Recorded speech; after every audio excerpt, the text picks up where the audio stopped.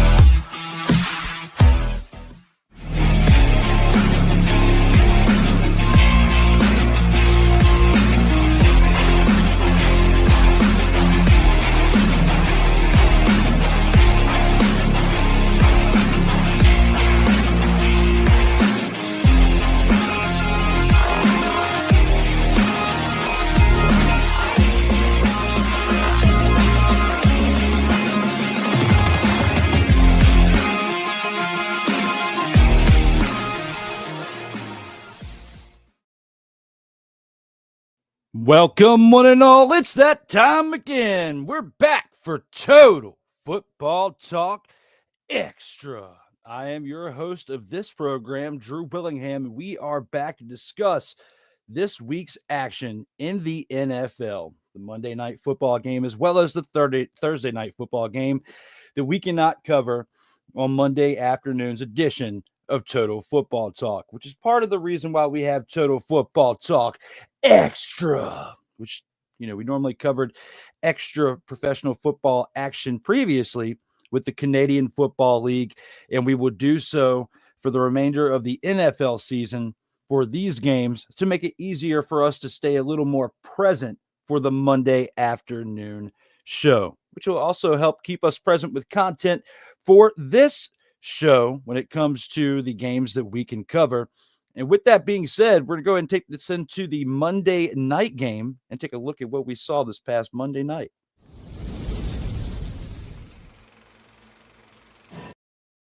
And in this game right here, we had the Cleveland Browns traveling to Denver to take on the Broncos this past Monday night. In this game, it was a high-scoring contest in the end from what it looked like on paper. And we shall see how it went from start to finish as the game would end in a 41-32 final score in this Monday night contest. And again, this was in Denver, and we're going to break it down right now. When this game first started, it started off with a 2-yard touchdown run by Javonte Williams to make them go up by 7-0 for the Broncos with 4 minutes and 13 seconds left in the first quarter. David Njoku would add an 8-yard pass hauled in from Jameis Winston with the Dustin Hopkins kick would make it a 7-7 game with only 1 minute and 9 seconds in the first quarter. So this was a close contest early on, but, would it fare that way? We shall see as time goes on. But before we go any further into the game, we got my man Sick Diggy in the comments saying, ladies and gentlemen, it's time to get extra lively and extra wild, extra hard and extra smash mouth style.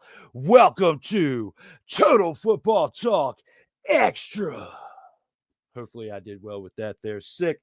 Let me know in the comments if I read it just as good. I don't think I did it just as good as what our guy Cole Johnson would say, but I tried. I tried to keep up with it here in live action, but always with the statements and with the ad reads, my man Sick Diggy always showing up with the fire. So shout out to him. But back to this game right here for the Monday night contest between the Browns and the Broncos. In this game, we were just talking about the fact the first quarter, it's a little bit of back and forth towards the end. Took them a little bit of time to score, but, towards the end of the first quarter, we had a tie ball game. The Browns would actually take the lead in the second quarter with 8:49 left on a 45-yard field goal by Dustin Hopkins. With this field goal, they were up 10-7.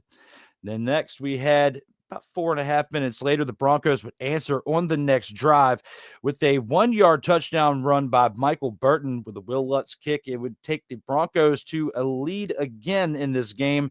The lead would change at this point for the third time, and they would be up 14-10. The Broncos at this point would not look back, as on their next reception, They actually had an interception on the next Browns drive.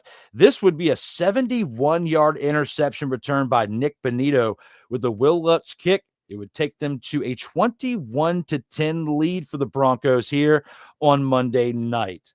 At that point, the Browns would answer with a 4-yard reception by David Njoku to get his second touchdown hauled in from Jameis Winston in this game. The Browns would only be down by 4 points at this juncture going into halftime, 21-17. But by the time we'd come back to the second half, it would open up a little bit with the Broncos scoring again, this time early on in the second quarter with a 93-yard pass going from Bo Nix, the rookie, man. We're going to talk a little bit more about him in a little bit, but when it comes to the rookie here, a 93-yard touchdown pass from Marvin Mims hauled in to go up 28-17 with a Will Lutz kick. On top of that, the Browns would answer on their next drive, and very early on with the first play, as it was a 93-yard pass hauled in from the Broncos, we'd have a 70-yard pass hauled in from Jerry Jeudy from Jameis Winston. This would be a 28-25 game after this. And then at this point, this would be the closest the Broncos would be to losing the game and the Browns to winning at this point in the third quarter, as a field goal by Will Lutz, a 36-yarder, would take them up to 6 points of a lead from 3 at the end of the third quarter. Going into the fourth quarter, Nick Chubb, and it's great to see him back in the game after what he went through with that injury a while back. A 5-yard pass hauled in from him. Technically a rush, but a little 5-yard dink and dunk from Jameis Winston. He would take it in with 8 minutes and 57 seconds left. The Browns, I was actually misspoken a minute ago, as they would actually take a 32-31 lead. This would be the fourth time that the lead would change in this game, giving them some hope with a little under 9 minutes left in this contest. Will Lutz would add a 27-yard field goal to give the Broncos the lead with 2 minutes and 54 seconds left. Jameis Winston would throw 3 interceptions in this game for the Browns, and he would throw his third one on the ensuing drive after that field goal by the Broncos. It would be a 44-yard interception, pick 6 for the second pick 6 of the game by the Browns, this time by Jaquan McMillan. The first one was by Nick Bonito, but this one was a 44-yard interception, pick 6 with the Will Lutz kick. This team would go up 41-32, and that would be our final score in this Monday night game to take it to a 41-32 game at the end of regulation. Now, looking at this game for what it was, this Monday night game between the Browns and the Broncos, let's take a look at the overall production by them. When you look at the overall production, you would think that the Browns should easily win this game, but it just goes to show how turnovers can impact the ending result, as the Browns would have a total of 552 yards in this game in comparison to the Broncos' 400. They'd have 475 total passing yards in comparison to the Broncos' 294. But what really helped the Broncos was where they got to establish the run a little bit better earlier on. They had 106 total rushing yards, and they were averaging the same amount of yards per play, no matter if it was a pass or a rush. Both teams were averaging 6.6 yards per game, which is actually per play, which is really good when you think about that. That's like every 2 plays, you're averaging a first down. That's pretty good. That's why this game was as high scoring as it was. Penalties hurt both teams, but they weren't the worst we've seen, as the Browns would have 5 penalties, which would cost them 46 total yards. I don't think that's what cost them the game, in my opinion. The Broncos, in comparison, would have 4 penalties for a total of 57 yards, which was actually more detrimental for them when it came to penalty yards. Neither team would fumble the ball, which is good, but the 3 interceptions is what killed the what killed the Browns and helped the Broncos, even though the Broncos threw 2 interceptions. They weren't as detrimental. And when you think about the fact that this Browns defense came in as hyped as they were to start the year, they've really cooled off when you think of the fact that they gave up 41 total points. Now, I know that you can say, let's take away 14 of those, and technically they gave up 27. However, the amount of points that they gave up in comparison to the other team, looking at what Bo Nix did on 294 passing yards, he only had one passing touchdown, and he barely had 50% completion in his completion status for the game. 18 completions out of 35 attempts. I mean, he had a very underwhelming performance. Jaleel McLaughlin kind of helped save the day with the 14 carries for 84 yards. But other than Marvin Mims with that big play and Cortland Sutton quietly having 100 yards on the day with no touchdowns, I would say on paper, the Browns should have won this game with the production that they had. Because in comparison, you think about the fact that they scored 32 points. If you take out Jameis's 2 pick sixes that he had, you only gave up 27 points on the day. So this game, easily, you can say on Monday night, because of Jameis Winston's performance, this is why the Browns lost the game. And I will not change my stance on that. Let me know what you guys think out here in the comments, if you agree or disagree, as we are live. Now, going from the Monday night contest, we had a game last night. We had a game between two teams for a division that is pretty impactful when you look at the fact that they had already played previously in the rain in Green Bay, and the Lions came to town, and they did their due diligence then, and they were looking to do it yet again in this game against the Green Bay Packers, and this time at home. Again, looking at home field advantage is definitely big when you look in comparison to other teams. I mean, there's teams out there that can barely get a win at home, like the Dallas Cowboys, but I digress with that. The Detroit Lions improved to a 12-1 record after beating the Packers at home just a little over a month ago, 24-14. The Packers lost at home by 10 points in that rain-filled game. But in this one, the Lions would win 34-31 on this Thursday night contest at 8:15 p.m. Eastern time last night. It was a pretty close contest even until the end, and it was gutsy calls by Dan Campbell that made a difference in this contest on Thursday night. As we look at the backdrop of Ford Field, that is where they played, and it definitely showed when it comes to not only this team knowing where they're at, the home field advantage with the crowd, but the calls. Still to this day, 4 years into his head coaching tenure, Dan Campbell with gutsy calls, and on fourth down, multiple ones in this game, and one at the very end that we'll definitely break down here in a few. But looking at this game early on, the Packers struggled in the first half with scoring, because in the first quarter, there was only one score, and it was by the Lions early on. A 3-yard run by David Montgomery with the Jake Bates kick would make it 7-0 for the Detroit Lions. After that, going into the second quarter, again, the Packers still struggling to score and to move the chains against this Lions defense without Hutchinson, by the way, that I'll get to in a second. They allow the Lions to get into field goal position and kick a 43-yard field goal by Jake Bates to go up 10-0. Then after that, the Packers would finally get something going on the next drive, to where Josh Jacobs, the one highlight for this Packers offense, would get a 1-yard touchdown run with a former Commander who was released earlier this offseason, Brandon McManus, adding a field goal extra point to make it 10-7 Detroit after this final, I wouldn't say final, but first real impact that this Packers team had in the first half. They finally get it into the end zone. 10-7 again, the Lions are up at this point. After that, Jahmyr Gibbs, with only 11 seconds left in the first half and in the second quarter itself, would score on a 2-yard pass, a little dink and dunk from Jared Goff, to take the Lions' lead to 17-7 going into halftime. It was looking pretty decisive at that point, that the Lions would not look back. But going into the second half, the Packers would start out hot, as they would get a score only 1 minute and 45 seconds into the second half. Tucker Kraft would take a 12-yard pass from Jordan Love into the end zone. The Lions would still be up 17-14, but the Packers would be clawing, especially with that Brandon McManus extra point after that. Josh Jacobs would score on his second touchdown of the game, this time it was a second rushing touchdown, this time for 6 yards instead of 1.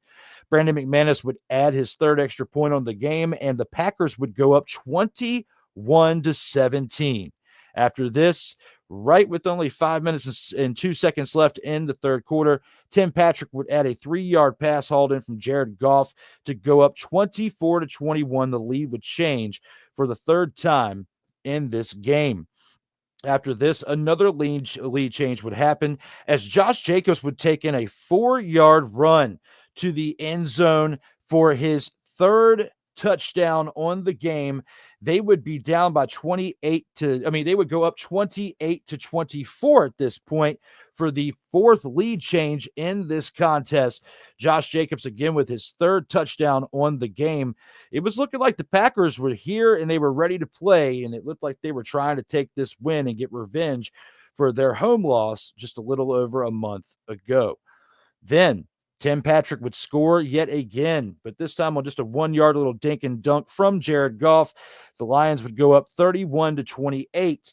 And at this point, it would be our fifth lead change in this game. After that, we would have a Brandon McManus field goal by the Packers, which would be their last score of the game, but it would tie the game at this point with only 3 minutes and 38 seconds left in the second half and in this game altogether.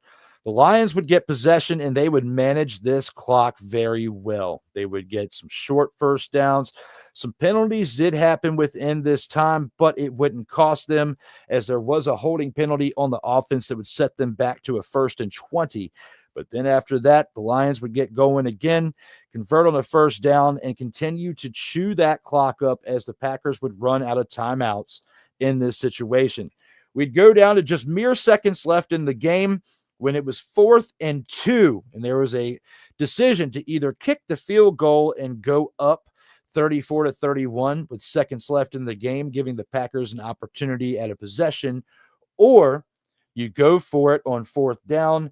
At worst, you turn it over and more than likely go to overtime, or you get the first down, you let the clock run down to a few seconds, and you call a timeout. And that's exactly what would happen, as a gutsy call would propel the Lions to their 11th consecutive win with a Jake Bates field goal at the end of regulation to take this to a 34-31 contest at the end of regulation. And the Lions taking this game again for the 11th consecutive win. And I have to give a lot of kudos to Dan Campbell, because there's a lot of people out there that were giving him scrutiny back in the day for all the times he goes for it on 4th down. And still, with this team knowing each other, the chemistry they've built at this point, to be able to go for it on 4th down as many times as they do and convert as many times as they do, it just goes to show that we are in a different era of football when it comes to play calling. Dan Campbell, where he looks like he's making a bad call in certain situations at times, it pays off for him a majority of the time. I just hope that when we get to the playoffs and these situations come, that it continues to go in his favor, because that's what we saw last year. It kind of went sideways during a 4th down call. But this time it goes great for Dan Campbell and company, with the Lions getting that 34-31 victory at Ford Field in last night's game. We just reviewed it, and I know you guys saw it, and we're going over it just here and now. But this, for the Thursday night contest, I would say was one great game, and it has to be our choice for game of the week so far in this week 14, even though we've only had one game. But if you look back between the Monday night game that we reviewed earlier in this episode and this, arguably between the two, it was the game of the mother, father, and week. Now, when it comes to the two games we just reviewed, we have a couple more segments left in this program, and for that, we have to take it from this to the grand champ. All right, let's go. We got trips, right? At 42, 989. On two. Ready? Quick! Total Football Talk XTRA.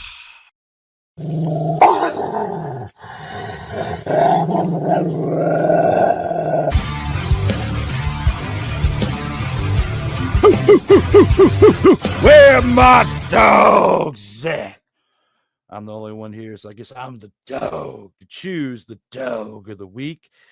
And for my choice of the dog of the week, that we like to call the grand champ, we're going to take it to the one person that I can only think of to choose. And that comes from that game right there. We're going to choose somebody for our grand champ of the week that has been leading his team to 11 consecutive victories. And that is Dan Mother-Fathering Campbell. What? So Dan Campbell, for the grit that he has shown. I mean, is this a total Surprise, motherfucker. No, it shouldn't be, because 11 consecutive wins for this Detroit Lions team to be at 12-1 after a 1-1 start has got to be absolutely phenomenal when you look at where they were just a decade ago. This is why he has been chosen for myself as the grand champ of the week. 11 consecutive wins by Dan Campbell. What they did last night, they couldn't have done it without the leadership and without the gutsiness of Dan Campbell. And that is why he is my choice for grand champ of the week. And now, going from our grand champ to our next segment, we have to take it into one of my favorite segments of the week that, as of right now, I have the privilege of doing twice and getting two choices of that. And for that, let's take it to the Snowflake of the week.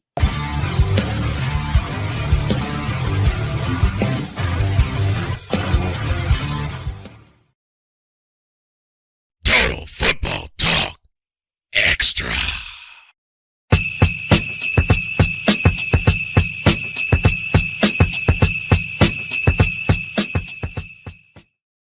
Oh, yeah. It's that time that we choose our Snowflake of the week.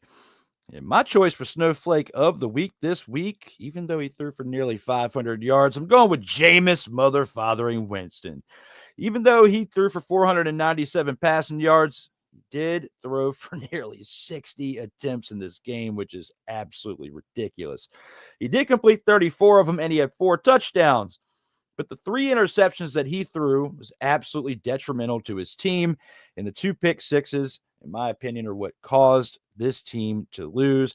Could this be stolen crab leg karma? You tell me if it is, because those 3 interceptions were pretty impactful. And even though I could have gone with Bo Nix for his performance in this game, they still found a way to win. And it happened to be based on the fact that old Jameis, the Snowflake of the week, for our episode here for episode 15, going with them is my pick for Snowflake of the Mother-Fathering Week. Now that we go from our Snowflake of the Week to our transition to the end of the program, I'm going to go ahead and take it from our Snowflake of the Week to the Gridiron Scoop real quick.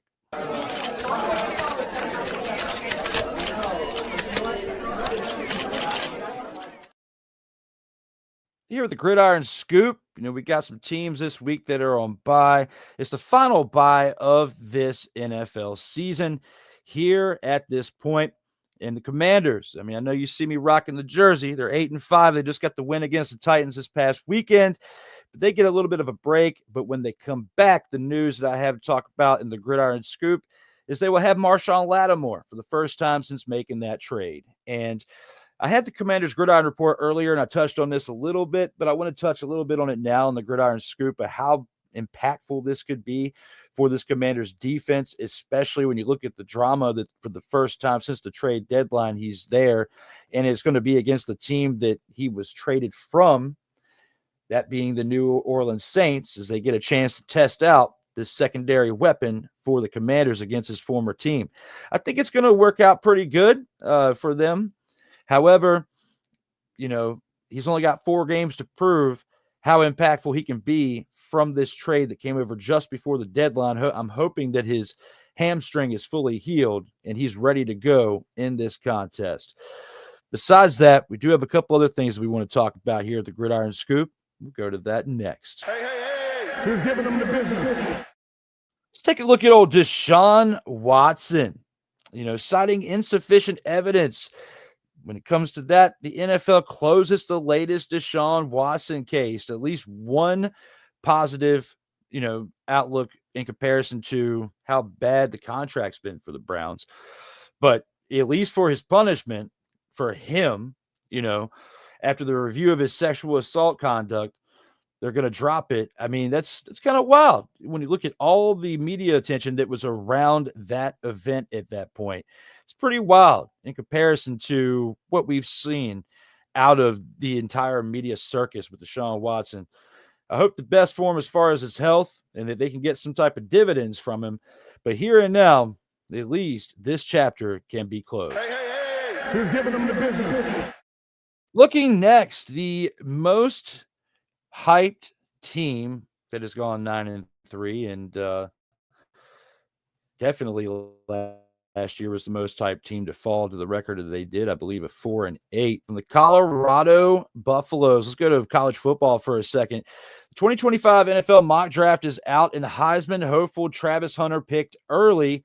The Eagles could close home with a pass catcher with him, even if they are not, at the bottom of the league as far as the standings by the end, and get some type of high draft pick. They could trade up and make a move for Travis Hunter. Don't be surprised if they do so, because certain mock drafts out there have him going to the Eagles, and a lot of them, though, I would say, have him going to the Jaguars, because looking at it for what it is, he is a dual threat with offense and defense, but when it comes to what he's done at Colorado, he's been more impactful, I believe, on defense for this team. And I believe he's going to get chosen out of that spot for the cornerback position, because the Jaguars defense needs help. They've drafted enough people and tried to put people out there at wide receiver. I feel like he could potentially get hurt if he was on this Jaguars team as a receiver. He has a better opportunity going as a cornerback. The other also latest mock drafts have Cam Ward being the quarterback selected to the Las Vegas Raiders over Shedeur Sanders, having him go to the Giants. I feel like these mock drafts are a little wrong, and I feel like based on the relationship that the Sanders family has with the Raiders organization, meaning Tom Brady, that we're going to see Shedeur Sanders go to the Las Vegas Raiders at that point. So I think that some of these mock drafts are wrong. I don't think that he's going to the Giants, and I don't think Prime's going to let him go to the Giants, even if he slips to the third pick and the Giants have the third overall pick at that point. John Jarvis in the house here as we are live, says, "What's up?" Well, when it comes to you there, sir, saying what's up, I'm going to give you the What's up?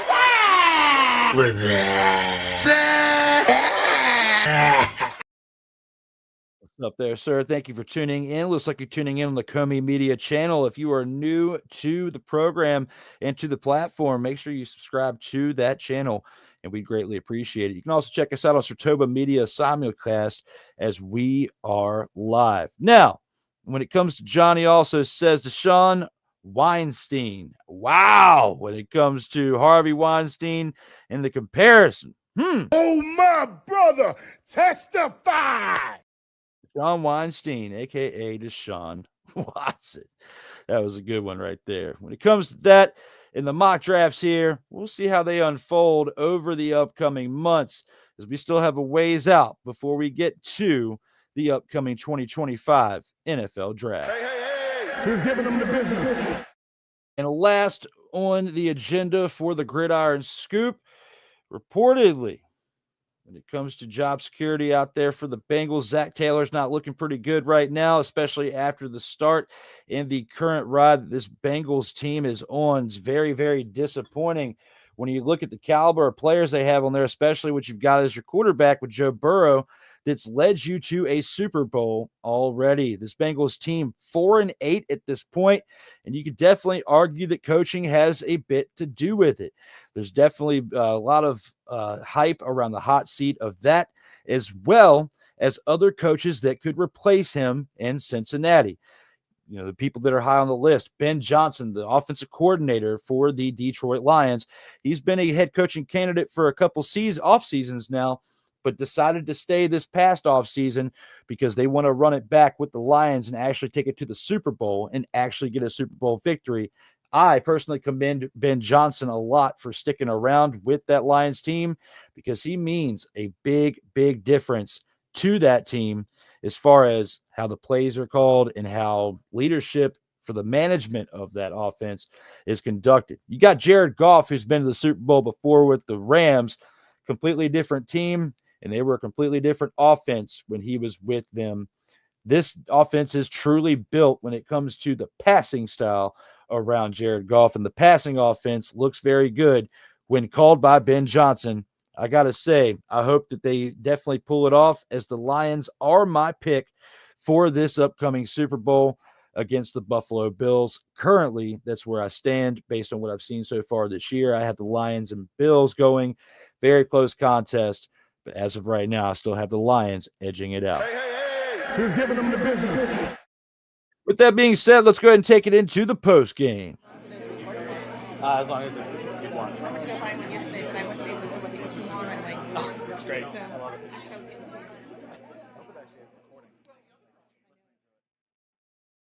Here with the post game, we looked at the Monday Night Football game. We looked at the game from last night, the Thursday Night Football game. As these games we can't cover ahead of time on the Monday morning program that goes into the afternoon with the original show, Total Football Talk.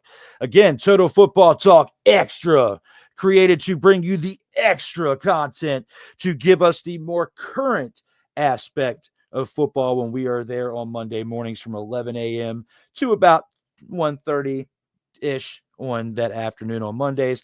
I'm looking forward to being there with my guy Cole Johnson. The past couple weeks, last week I couldn't get up with them because I had technical difficulties with power, and it's something that we have had happen in this area over the course of the past couple months at different times, only really affecting me during live broadcasts once or twice, usually only happening when I'm not even home and I'm at work. So coming back and the lights are blinking on my clock or whatnot in my room, I knew what would be happening in that day during those days. But as of the course of the past few days, it hasn't happened. So fingers crossed, everything will be good to go for this upcoming week. Looking forward to getting up with him again Monday morning to get back to Total Football Talk discussion on Monday mornings.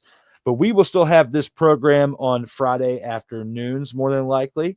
I've been doing it usually around 5 p.m., but until I can get the Commander's Gridiron Report going on Tuesdays again consistently, usually this show has been pushed back into the later part of the evening on Fridays by the latest Saturday. So for the post game, just want to thank you all who've been tuning in and been loyal to this program, whether live or during the replay, for myself and for Cole, for both our platforms, for COMI Media and SIRTOBA Media.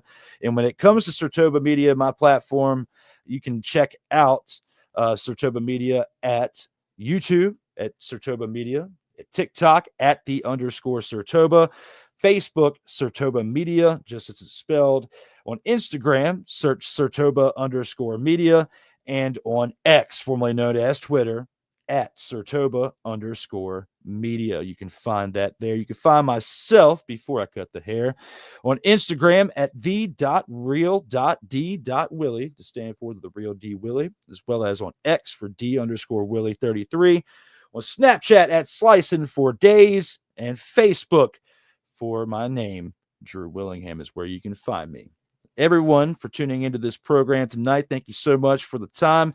Thank you so much for the support, for liking, sharing, and subscribing, no matter which platform you are watching this at. We greatly appreciate it. It helps us out here, out in the algorithms. You can check out another show tomorrow, the Grind a Wrestling Podcast, 4:00 p.m. Eastern Time on SIRTOBA Media by my guy, Corey Mann. As well as you can go back and look in the replay from earlier today. We had the Commanders Gridiron Report, where the Commanders scored 4 touchdowns in the first half to beat the Titans 42-19. You can check that out on SIRTOBA Media, as well as the comedy show from last night. A Shift in Our Nation was the episode for D Willy in the evening, episode 28, which was last night at 7:30. But you can see the replay on SIRTOBA Media, where the struggle is real to be awesome. SIRTOBA Media, where the struggle is real to be awesome. We talked about 2 wins, and we also talked about 2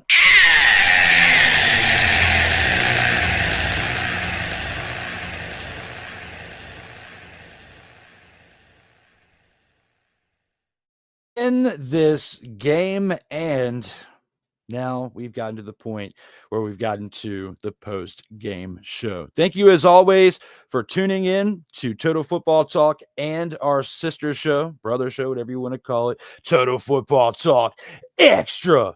I am your host of this program right here, Drew Willingham, and I've only got one more thing left to tell you before one badass outro.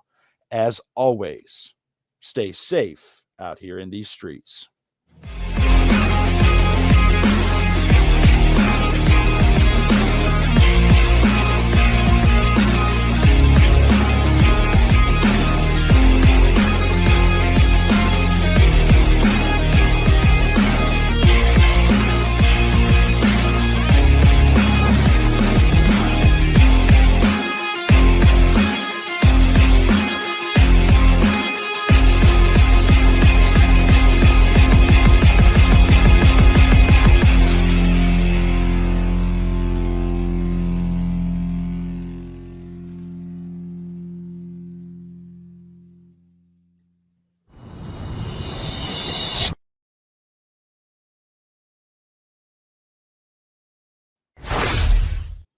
You don't have to go home, but you got to get your cell phone up out of here. We talked about the gutsy fourth down call tonight that propelled the Lions to an 11th consecutive win. Thank you, as always, for tuning in. We'll catch you next week.